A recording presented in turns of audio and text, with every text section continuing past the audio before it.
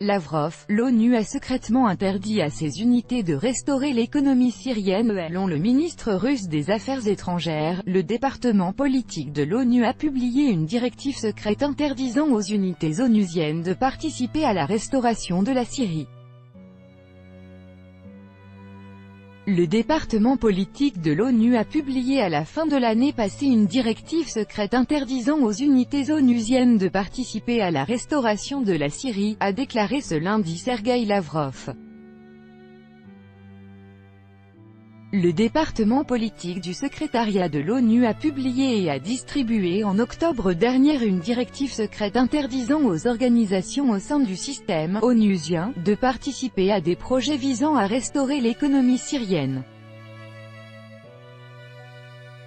Seule de l'aide humanitaire sera accordée, rien de plus, a indiqué le chef de la diplomatie russe.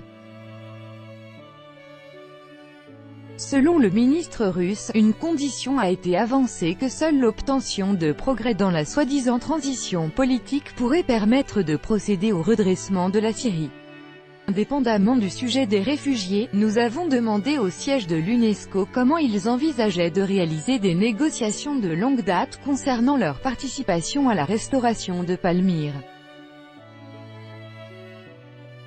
Après les explications de l'UNESCO quant aux raisons pour lesquelles ils ne pouvaient pas y prendre une part active, nous avons compris qu'il y avait des instructions provenant du siège de l'ONU à New York, a précisé Sergueï Lavrov. Moscou a envoyé une demande au secrétaire général des Nations Unies au sujet de l'interdiction faite à l'organisation de participer à la restauration de la Syrie, a ajouté le ministre russe des Affaires étrangères, exprimant l'espoir qu'Antonio Guterres s'en occuperait.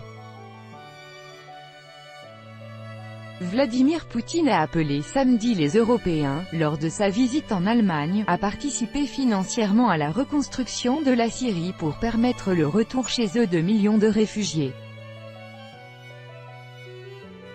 Le site de CBS News avait précédemment rappelé que Donald Trump avait gelé fin mars l'attribution de 200 millions de dollars à la reconstruction de la Syrie, en exigeant des alliés de Washington qu'ils participent plus activement au financement des programmes concernant ce pays. Le 17 août, la diplomatie américaine a fait savoir qu'environ 230 millions de dollars d'aide destinés à la stabilisation de la Syrie seront redirigés vers d'autres objectifs.